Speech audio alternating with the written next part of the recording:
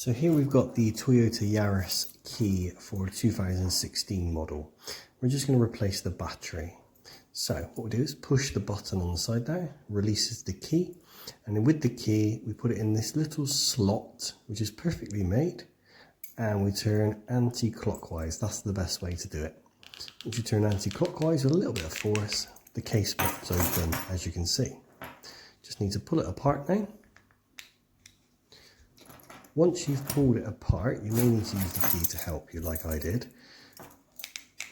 You can then see where the key is, where the bottom battery is. It's behind that black case just here. Don't forget the top straight edge, that will be important later. And there are your little clips on the side. So what we're going to do is we're going to use the key that we used earlier to open the case to flick up those little hinges or little bits on the side. So just little flick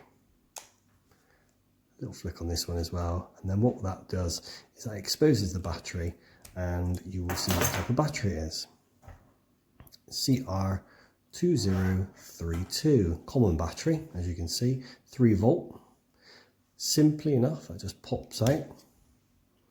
Once that's popped out, we're going to get a new battery and we're going to replace, and then hopefully the key fob will work much better. You